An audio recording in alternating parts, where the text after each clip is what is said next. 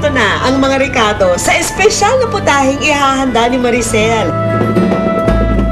Japanese rice, sugpo, pusit, karne ng manok, baboy, at mga bagong pitas na gulay. Isang putahing matagal nang inaaral ng 22 taong gulang na dalaga. Pero nakakaramdam ng kaba si Maricel. Sangkatutak ang sangkap, komplikado ang kinakailangang timpla, at nakabase sa magiging lasa ng kanyang obra kung ano ang makukuha niyang marka para sa pinakaasam-asam na diploma sa larangan ng kulinarya.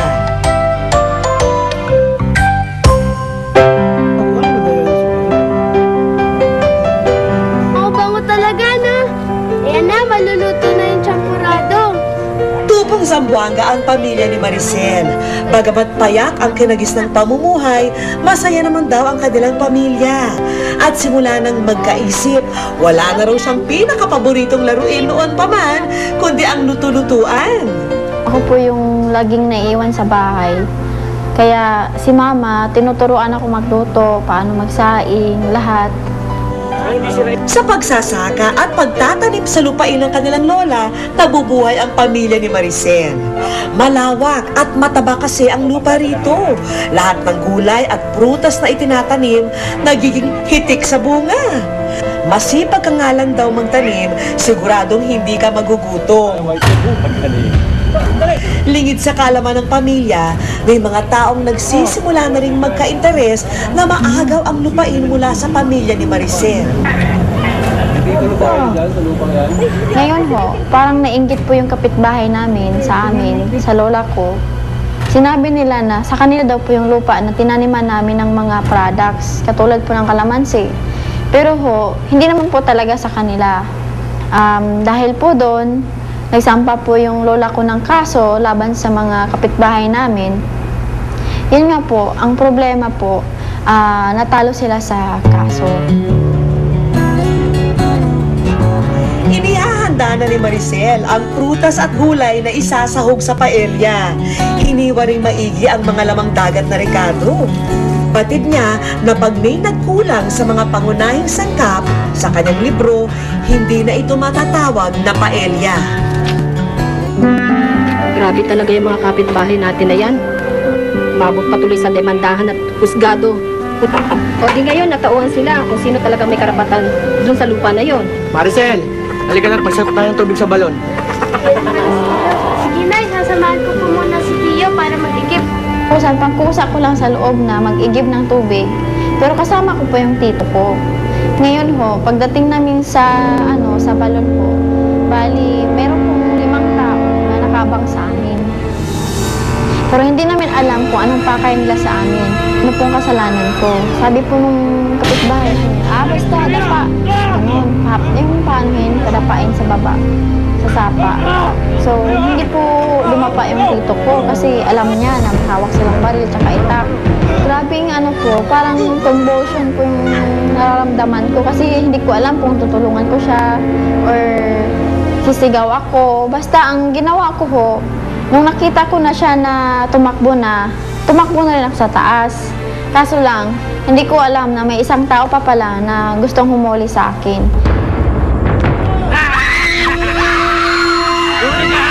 Damay ka dito, sige!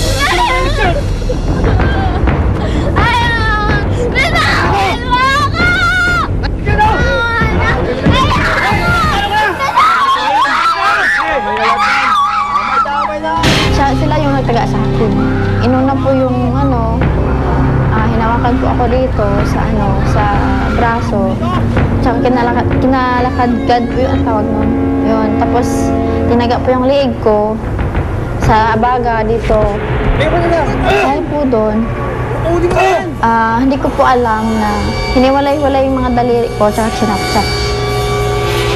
Paggising ko po, yung kamay ko, as in, nakabitay pa rin siya sa sa mga braso ko. Nay! Nanay!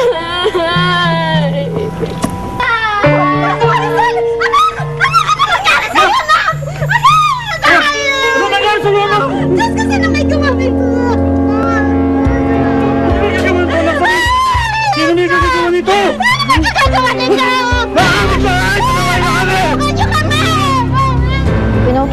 ito sa doktor. Parang nashock po ako eh. Hindi ako nakapagsalita. Parang hindi ko nakakilala yung mga tao. Parang galit na galit talaga ako sa sarili ko, ganun. Tapos doon sa tumaga sa akin. Parang gusto kong sumigaw na parang wala na akong boses, wala na akong iiyak pa. Sa sobrang galit. Sinimulan na ni Maricel pakuluan ang karne ng manok at karne ng baboy para gumawa ng broth. Sa paella, bukod sa mga lamang dagat, mahalaga ring umangat ang lasa ng karne. Broth din ang magbibigay ng moisture para hindi matuyo ang paella. Mabusisi para sa ilan, pero kailangan ng tiyaga at pasensya para makuha ang tamang timpla ng kanyang specialty. Walang katapusang puot at pagkalumo ang dinanas ni Maricel. Hindi niya matanggap na tuluyan ng magbabago ang kanyang buhay dahil sa malagim na pangyayaring iyon. Naging dahilan din ito upang ilayo ni Maricel ang sarili sa kanyang pamilya at sa mundong minsan niyang ginalawan. Kaya mo't pabalik ko ipapasalubungan kita ng paborito mo sa akin. Ito naman malungkot, ha? Ako naman si nanay. Ha? Paano? Ayos na ako. Anak, may sayawan dun sa plaza. Hindi ka ba sasama dun sa mga pinsan mo? Ay, ako na, sama po yung pakiramdam ko. Anak naman, mag-4 na taon ka nang nagkukulong dito sa bahay. Hindi ka ba man lang mamamasyal? Mamasyal, Nay? Ito yung ba yung tsura ko? Tingin lang sa akin ng mga ibang tao, abnormal. Tingin ko sa sarili ko, abnormal. Anak, hindi totoo yan.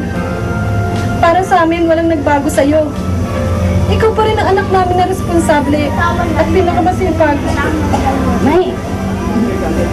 May iwan niyo na lang po ako dito. Nakawan niyo na. Eh ano na po, huwag na po kayong dumagdag. Bilis na po kayo. Bilis na po kayo. Lahat ng mga kapatid ko hindi makalapit sa akin dati. Napakatapang ko. Tapos, insecure ako sa mga kasamahan ko dati. Nagsimulang mag-isa si Maricel. Pero half-cook lamang daw muna lahat ng rekado. Kailangan lamang daw ay kumatas ang natural na lasa ng mga ito para maipon niya ang sarap ng bawat sangkap. Sa amoy pa lamang sa silid, hindi pwedeng hindi gugutumin ang mga taong nakakasaksi sa kanyang niluluto. Sa puntong ito, unti-unti nang napapawi ang pagod sa preparasyon dahil ramdam na ng chef na masarap ang kalalabasan ng kanyang niluluto. Isang kamag-anak na pari ang nagpayo kay Maricel at sa kanyang pamilya na dalhin ito sa tahanang walang hagdan. Isang institusyon kung saan makikilala ni Maricel ang mga katulad niyang differently able.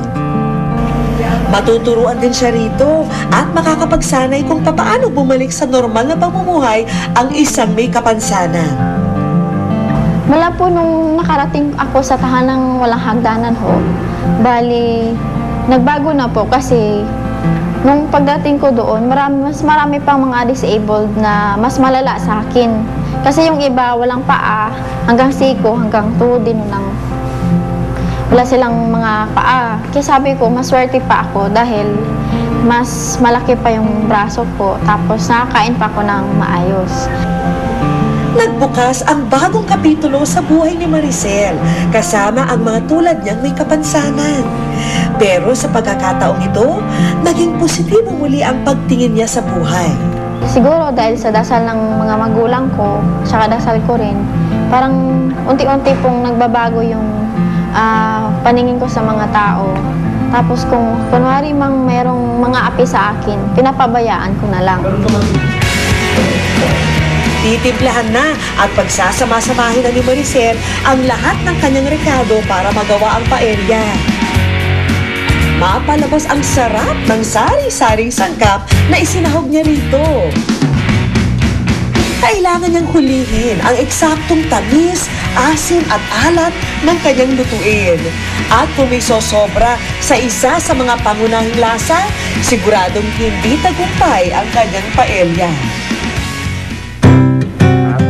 Dahil sa hiling ni Maricel at sa tulong ng kamag-anak na pari, nakatungtong ng kolehiyo ang dalagita. Nakapagtapos ng 2 taong kursong Hotel and Restaurant Management sa Cagayan de Oro.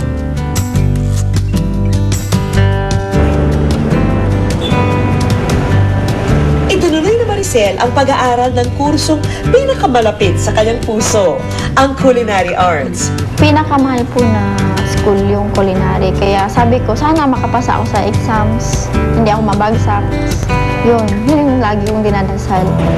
Graduating na ngayong taon si Maricel, pero wala pa man ang pinakahihintay na diploma, tinawagan na agad siya ng isang 5-star restaurant sa Ortigas para magtrabaho sa kanila.